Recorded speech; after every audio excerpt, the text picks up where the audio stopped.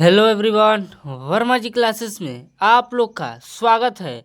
अगर आप इस वीडियो को पूरे लास्ट तक देख लेते हैं तो आप लोग इस वीडियो से 20 में 20 नंबर लेकर जाने वाले हैं।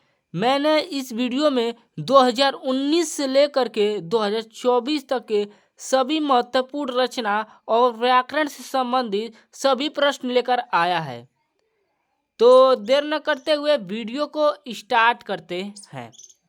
तो देखिए देखिए हम लोग का फर्स्ट है। देखिए पूछता है कि आदिकाल का समय कितना है। तो 743 से लेकर के ठीक है 1343 ईस्वी तक का समय है। ठीक है, जो कि यह हर बार पूछा है। देखिए दूसरा है कि भक्ति काल का समय है 1343 से लेकर के 1643 ईस्वी तक समय है। ठीक है, तो देखिए अगला है रीतिकाल। देखिए जो रीतिकाल है ना, इसका समय है 1643 से लेकर के 1843 ईस्वी तक का समय है। ठीक है, आधुनिक काल। देखिए जो आधुनिक काल है जो प्रेजेंट टाइम में चल रहा है, ठीक है, इसका समय सीमा है 1843 से लेकर के वर्तमान तक है। ठीक है, अब आगे देख लीजिए।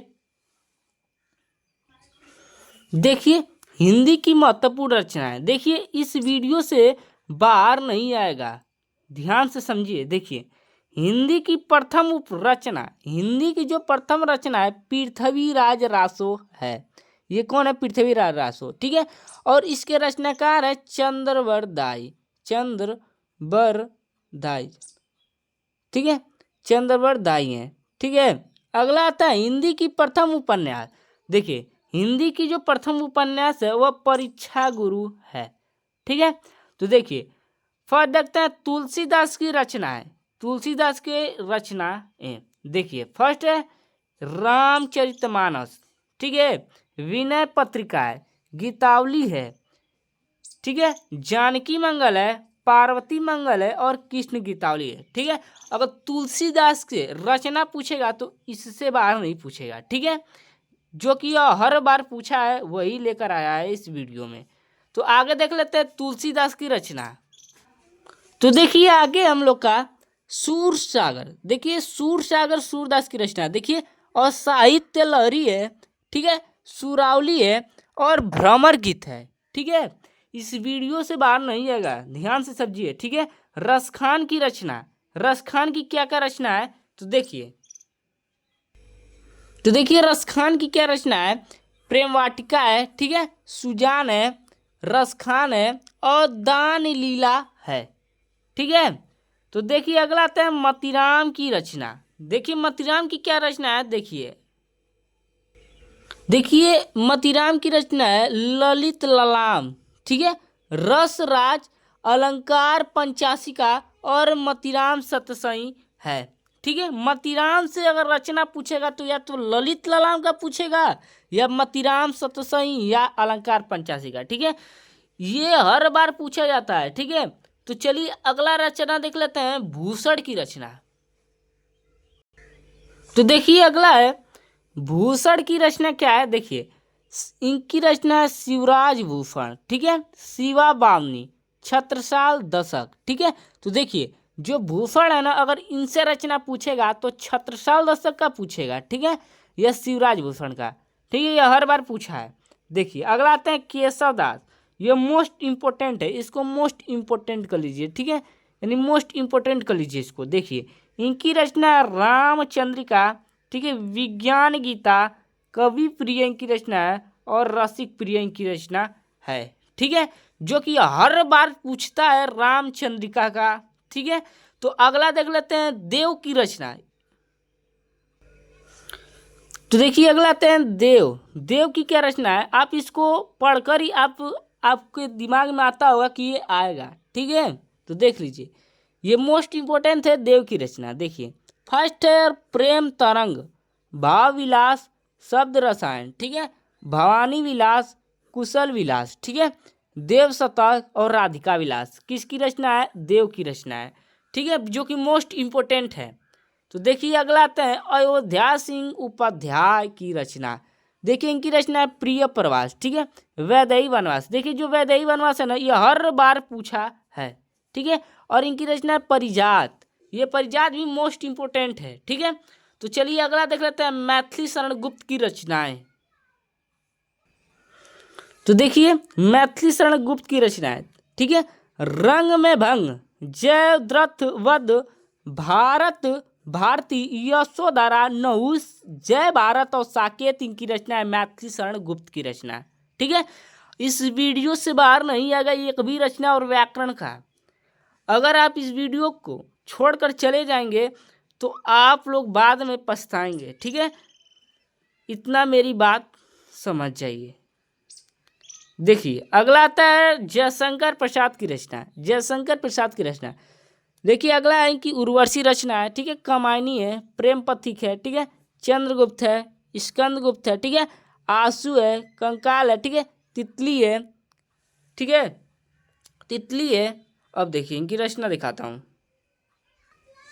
देखिए एक गुट है, ठीक है। ध्रुव स्वामी है, अजात शत्रु है, ठीक है। तो चलिए आगे देख लेते हैं। तो देखिए आगे अगला आगे हम लोग के आचार्य रामचंद्र शुक्ल की रचना। देखिए इनकी फर्स्ट रचना है रश्मि मानसा, त्रिवेणी है, ठीक है। चिंतामणि है, 11 वर्ष का समय, ठीक है। देखिए आचार्य रामचंद्र शुक्ल से ज्यादातर रश्मि मानसा, त्रिवेणी और चिंतामणि पूछता है, ठीक है। तो अगला देख लेते हैं महादेवी वर्मा जी की रचना, ठीक है। इनकी देखिए रचना है पथ के साथी है, शारदा है, ठीक है। निहार है, निर्जा इनकी रचना है। अतीत के चलचित्र है, ठीक है। स्मृति की रेखाएं इनकी रचना है, ठीक है। श्रृंखला की कड़ियाँ इनकी रचना है और मेरा परिवार है, ठीक है। आप एक कलम और कॉपी पर इसको नोट कर लीजिए, ठीक है, या स्क्रीनशॉट आप इसको ले सकते हैं। तो देखिए अगला इनकी अगला रचना आता है प्रेमचंद जी की रचना। तो देखिए प्रेमचंद जी की रचना, ठीक है। ये मोस्ट इंपोर्टेंट रचना है प्रेमचंद जी की। देखिए मर्यादा एवं हंस, ठीक है। करबला इनकी रचना है। प्रेम की वेदी इनकी रचना है। रंगभूमि है और कर्मभूमि है, ठीक है। प्रेमचंद जी की रचना से इससे बाहर नहीं आएगा, ठीक है। तो देख लीजिए अगला देख लेते हैं अन्य महत्वपूर्ण रचनाएं। देखिए अन्य महत्वपूर्ण रचनाएं, ठीक है। तो देखिए बर्फ की गुड़िया, बर्फ की गुड़िया, ठीक है। और पानी में चांद और चांद पर आदमी, ये जयप्रकाश भारती की रचना है, ठीक है। ये दोनों। देखिए अगला आता है ठूठा आम, ठूठा आम जो कि भगवत शरण उपाध्याय जी की रचना है, ठीक है। अगला है कि ठलुआ क्लब, ठीक है। मेरी असफलता है, ये बाबू गुलाब राय की रचना है, ठीक है। ये कि तीनों मोस्ट इंपोर्टेंट है, ठीक है। तो चलिए अगला देख लेते हैं आचार्य हजारी प्रसाद त्रिवेदी की रचना है। तो देखिए आचार्य हजारी प्रसाद द्विवेदी की रचना क्या है, अशोक का फूल, ठीक है। कुट्टा जैन की रचना बाण भट्ट की आत्मकथा, अनामदास का पोथा, आचार्य हजारी प्रसाद त्रिवेदी की रचना है, ठीक है। तो ये देखिए मोस्ट इंपोर्टेंट है विष्णु प्रभाकर जी की रचना आवारा मसीहा इनकी रचना है, ठीक है। विष्णु प्रभाकर जी की रचना है, ठीक है। तो देख लेते हैं मोहन राकेश की रचना, ठीक है। देखिए मोहन राकेश की क्या रचना है, लहरों के राजहंस, ठीक है। आषाढ़ का एक दिन, मोहन राकेश की रचना है, ठीक है। अगला आता है पांडे बेचन की, ये बहुत मोस्ट इंपोर्टेंट है, ठीक है। अपनी खबर, अपनी खबर किसकी रचना है, पांडे बेचन शर्मा की रचना, ठीक है। अगला देखिए शर्मा लिख लीजिएगा आगे। अगला आता है सच्चिदानंद हीरानंद वात्स्यन की रचना, देख लीजिए। देखिए शेखर एक जीवनी, ठीक है। नदी के दीव। और देखिए अगला लिख लीजिए इनकी रचना आंगन के पार, आंगन के, ठीक है। आंगन के द्वार है, ठीक है। आंगन के पार नहीं है, द्वार है, ठीक है। इनकी रचना मोस्ट इंपोर्टेंट है, देख लीजिए। तो चलिए अगला देख लेते हैं हम लोग। तो देखिए अगला आता है त्याग पत्र, त्याग पत्र किसकी रचना है, ज्ञानेंद्र कुमार की रचना है। आप इसको देखकर ही बताइए कितना मोस्ट इंपोर्टेंट है, ठीक है। कमेंट कीजिए। देखिए राहुल संकीर्तन की क्या क्या रचना है, मेरी तिब्बत यात्रा, ठीक है। किन्नर के देश में मेरी यूरोप यात्रा, क्या किसकी रचना है, राहुल संकीर्तन की रचना है, ठीक है। अगला देख लीजिए। अगला आता है परीश्वर नाथ रेणु की रचना, देखिए मैलाचल, ये बहुत बार पूछा है, ठीक है। आगे देख लीजिए। तो देखिए अगला है लक्ष्मी नारायण मिश्र, सिंदूर की होली लक्ष्मी नारायण मिश्र की रचना है, ठीक है। अगला आता है हरिकृष्ण प्रेमी की क्या रचना है, देखिए हरिकृष्ण प्रेमी की क्या रचना है। देखिए यहाँ पर थोड़ा यहाँ रक्षाबंधन कर लीजिए, ठीक है। यहाँ पर दो बार हो गए, यहाँ रक्षाबंधन कर लीजिए, रक्षाबंधन, ठीक है, रक्षाबंधन, ठीक है, इनकी रचना है। किसकी रचना है, हरिकृष्ण प्रेमी की, ठीक है। देख लीजिए अगला था श्रीलाल शुक्ल की क्या रचना है, राग दरबारी के लेखक श्रीलाल शुक्ल जी ही है, ठीक है। तो अगला देख लीजिए, ये जितने भी रचना है मोस्ट इंपोर्टेंट है, ठीक है। देखिए चेखव एक इंटरव्यू की राजेंद्र यादव की रचना है, ठीक है, ध्यान से देखिए। झूठा सच किसकी रचना है, यशपाल जी की रचना है, ठीक है। देखिए कोणार्क, कोणार्क के जो रचयिता है जगदीश माथुर है, कौन है, जगदीश माथुर, ठीक है। अब चलिए आगे देख लेते हैं। तो देखिए अब हम लोग का स्टार्ट होता है व्याकरण से संबंधित प्रश्न। देखिए आपने जितनी भी रचनाएं पढ़ा उससे बाहर नहीं आएगा, ठीक है। तो चलिए अगला देते हैं, रस से स्टार्ट करते हैं। देखिए ये पूछता है कि रस के अंग कितने होते हैं, तो 4 अंग होते हैं, ठीक है। आप लोग कहेंगे कि कौन कौन, तो अभी वो जानने की जरूरत नहीं है, वो पूछता नहीं है, ठीक है। आप लोग को बस इतना ही पढ़ना है कि रस के अंग कितने होते हैं, 4 होते हैं, ठीक है। अब देखिए पूछता है कि अस्थाई भाव, देखिए किसका किसका पूछता है अस्थाई भाव। देखिए हास्य रस का अस्थाई भाव पूछता है तो इसका अस्थाई भाव होता है हास, ठीक है। करुण रस का अस्थाई भाव क्या होता है, तो शोक होता है, ठीक है। और निर्वेद का जो अस्थाई भाव होता है शांत होता है, ठीक है। बस रस से इतना ही पूछता है, ठीक है। तो चलिए आगे देख लेते हैं हम लोग समास। देखिए समास, ठीक है। देखिए मैंने ट्रिक भी लेकर आया है समास का, ठीक है। अब मान लीजिए कोई और ही वर्ड दे दिया तो आप कैसे पहचानेंगे, तो उसके लिए भी मैंने आपके लिए ट्रिक लेकर आया है, ठीक है। तो देखिए जो जो हम लोग को समास पढ़ना है ना वो सभी लेकर आया है, ठीक है, जो सिलेबस है हम लोग के। देखिए द्वंद्व समास क्या होता है, देखिए इसका पहचानने का ट्रिक क्या है, ठीक है। तो जिस समास में ये इस तरह से योजक चिन्ह यानी ऐसा लिखा मिल जाए, वहाँ पर चिन्ह मिल जाए, ठीक है, या करके देख लीजिए एक दूसरे के विलोम हो या एक वर्ड दूसरे वर्ड के क्या हो विलोम हो, तो वहाँ पर द्वंद्व समास होता है। तो उसे यहाँ पर समझिए, देखिए माता और पिता, ठीक है, तो यहाँ पर क्या योजक चिन्ह लगा है, ठीक है, तो यहाँ पर द्वंद्व समास हो गया, ठीक है। तो अब दूसरा ट्रिक अप्लाई कीजिएगा कि देखिए माता का विलोम क्या होता है, पिता होता है, या पिता का विलोम क्या होता है, माता होता है, ठीक है। यानी एक दूसरे की ये क्या है विलोम भी है, तो यहाँ पर कौन सा समास हो जाएगा, द्वंद्व समास हो जाएगा, ठीक है। जैसे में देख लीजिए दूसरा एग्जाम्पल, जैसे राम, राम का विलोम क्या होता है, कृष्णा होता है, और यहाँ पर योजक चिन्ह भी लगा है।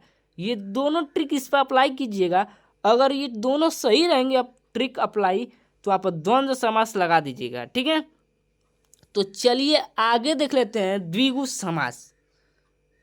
तो देखिए द्विगु समास को कैसे पहचानेंगे, तो देखिए जिस समास में शब्द की शुरुआत यानी जिस समास में अगर शब्द की शुरुआत किससे हो रही है, संख्या से होती है, वहाँ पर द्विगु समास होता है, ठीक है। तो देख लीजिए जैसे में सप्तद्वीप, सप्तद्वीप, ठीक है। तो जो देखिए यहाँ पर जो शब्द है ना, शब्द इसकी शुरुआत किससे, संख्या से, सप्त मतलब साफ होता है, ठीक है। जैसे में देखिए दूसरा एग्जाम्पल नवरत्न, ठीक है, नवरत्न, तो जो शब्द की शुरुआत एक संख्या से हो रही है, 9, यहाँ पर 9 आया है ना, फिर रत्न है, तो शब्द की शुरुआत किससे हुई है, संख्या से हुई है, तो आप कौन सा समास होगा, द्विगु समास हो जाएगा, ठीक है। तो आगे देख लेते हैं कर्मधारय समास। इस सभी को एक एक नोट कर लीजिए, ठीक है।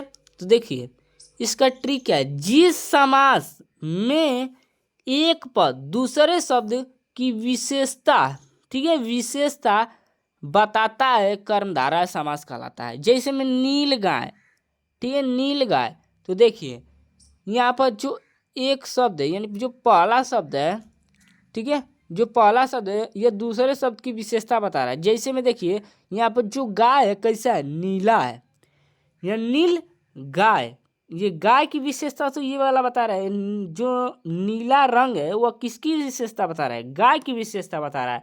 तो आप कौन सा समास हो जाएगा, तो कर्मधारय समास हो जाएगा। ठीक है, तो देखिए अगला है नील कमल। ये जो पूछे है ना एग्जाम्पल पेपर में वही लेकर आया है। ठीक है, तो देखिए नील कमल, देखिए कमल कैसा है, नीला है, तो जो नीला रंग है यह किसकी विशेषता बता रहा है, कमल की विशेषता बता रहा है। तो वहाँ पर कौन सा समास हो जाएगा, कर्मधारय समास हो जाएगा। ठीक है, मुझे आशा है कि आप लोग को यह समझ में आ गया होगा। अगला आता है बहुव्रीहि समास। देखिए बहुव्रीहि समास को पहचानने का ट्रिक है, जिस समास, ठीक है, यानी जिस किसी समास में ठीक है किसी शब्द को पढ़ने पर किसी और की याद आए वहाँ बहुव्रीहि समास हो जाए। जैसे में आप कहेंगे कि समझ में नहीं आया होगा, देखिए ये ट्रिक क्या, देखिए दशानन, ठीक है, या किसी देखेंगे आप किसी व्यक्ति का दशानन नाम है। ठीक है, अगर आप दशानन आपके मुंह से निकल रहा है तो आपको रावण याद आ रहा है। ठीक है, रावण याद आ रहा है, तो आपको कौन सा समास हो जाएगा, कौन सा समास हो जाएगा, बहुव्रीहि समास। ठीक है, तो देखिए अगला है एग्जाम्पल नीलकंठ।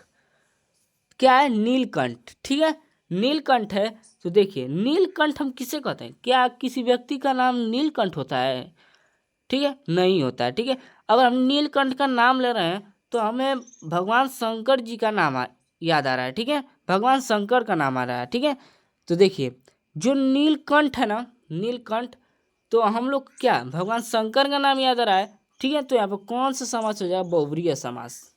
मुझे आशा है कि आप लोग को यह भी समझ में आ गया होगा। ठीक है, तो वाच्य से संबंधित प्रश्न देख लेते हैं। तो देखिए वाच्य से संबंधित प्रश्न, ठीक है, तो पूछता है कि वाच्य के अंग कितने होते हैं, 3 अंग होते हैं। ठीक है, कितने अंग होते हैं, 3 अंग होते हैं। ठीक है, ये मोस्ट इंपोर्टेंट है। देखिए कौन कौन से होते हैं, कृतवाच्य होता है, कर्मवाच्य होता है और भाववाच्य होता है। ठीक है, यानी ये 3 होते हैं। ठीक है, अब देखिए कृतवाच्य को पहचानने का ट्रिक क्या है। ठीक है, देखिए जिस वाक्य में एक ही कर्ता हो, ठीक है, और एक ही क्रिया या कर्म हो, तो आपका कौन सा वाक्य होता है, कृतवाच्य होता है। ठीक है, यानी कृतवाच्य होता है। ठीक है, वाक्य नहीं होता। देखिए और देखिए यहाँ पे जैसे राम खाना खाता है, ठीक है, राम खाना खाता है, तो राम इसमें जो यह वाक्य है इसमें तो एक ही करता है ना, यानी खाना खाने का काम कौन कर रहा है, राम कर रहा है। ठीक है, और इसी में राम जो है वह एक ही क्रिया कर रहा है। ठीक है, तो यहाँ पर कौन सा समास हो जाएगा, अरे सॉरी, वहाँ पर कौन सा वाच्य हो जाएगा, कृतवाच्य हो जाएगा। ठीक है, ये दूसरा एग्जाम्पल है। तो आगे देख लेते हैं कर्मवाच्य। कर्मवाच्य को पहचानने का ट्रिक क्या है, देखिए जब वाक्य के बीच में द्वारा लिखा मिल जाए, ठीक है, अगर वाक्य के बीच में द्वारा लिखा मिल जाए वहाँ पर कर्मवाच्य होता है। जैसे कवियों द्वारा, देखिए द्वारा है ना, वहाँ पर कौन सा हो जाएगा, कर्मवाच्य हो जाएगा। ठीक, कविताएं लिखी गई, तो यहाँ पर कौन सा वाक्य हो, कर्मवाच्य। देखिए अब दूसरा, देखिए अगर वाक्य के अंत में गई आ जाए, गई, तब पर भी वहाँ पर कौन सा वाच्य हो जाएगा, कर्मवाच्य। ठीक है, वह जैसे वर्षा से पुस्तक पढ़ी गई। ठीक है, तो आगे देख लीजिए हम लोग के, तो देखिए भाववाच्य, देखिए अगर वाक्य के बीच में नहीं लिखा मिल जाए वहाँ पर कौन सा वाच्य होता है, भाववाच्य। ठीक है, जैसे राम से टाला भी नहीं जाता, वाक्य के बीच में नहीं आया है, तो अब कौन सा वाच्य हो जाएगा, भाववाच्य। ठीक है, ये दूसरा एग्जाम्पल है। तो देखिए यहाँ पे एक और प्रश्न पूछता है कि कृतवाच्य में किसकी प्रधानता होती है, तो कॉपी पर नोट कर लीजिए, कृतवाच्य में कर्ता की प्रधानता होती है। ठीक है, अब पूछता है कि कर्म में किसकी प्रधानता होती है, तो इसको भी नोट कर लीजिए, कर्म में क्रिया की प्रधानता होती है। ठीक है, कर्मवाच्य में। और भाववाच्य में किसकी प्रधानता होती है, तो भाववाच्य में भाव की प्रधानता होती है। ठीक है, ये प्रश्न पूछे गए हैं। तो देख लेते हैं छंद से संबंधित प्रश्न। देखिए अगला आता है छंद से संबंधित प्रश्न। देखिए पूछता है कि छंद के अंग, छंद के 3 अंग होते हैं। ठीक है, देखिए जो हम लोग का मोस्ट इंपॉर्टेंट है उसी को बस पढ़ेंगे। देखिए चौपाई, ठीक है, चौपाई से पूछता है कि इसमें देखिए इसमें 4 चरण होते हैं, इसमें पूछता है कि कितने चरण होते हैं, तो 4 चरण होते हैं। ठीक है, और पूछता है कि इसमें मात्राएं क्या होती है, तो देखिए प्रत्येक चरण में 16 मात्राएं होती है। ठीक है, अब पूछता है कि रोला, रोला में जो है ना इसके में भी 4 चरण होते हैं और मात्राएं क्या, 28 मात्राएं होती है। ठीक है, आगे देख लेते हैं दोहा। तो देखिए दोहा, दोहा में भी 4 चरण होते हैं, ठीक है। मात्राएं 24 होती हैं, ठीक है। और प्रथम और तृतीय चरण में 13-13 मात्राएं होती है, और चतुर्थ और द्वितीय चरण में क्या 11-11 मात्राएं होती है, ठीक है। अगला आता है सोरठा। देखिए इसमें भी 4 चरण होते हैं और मात्राएं 24 होती हैं, ठीक है। और प्रथम तृतीय चरण में क्या 11-11 मात्राएं होती हैं, और द्वितीय और चतुर्थ चरण में 13-13 मात्राएं होती हैं, ठीक है। आगे देख लेते हैं, ये भी पूछता है, देखिए पूछता है कि सोरठा जो होता है ना वो दोहा का उल्टा होता है, ठीक है।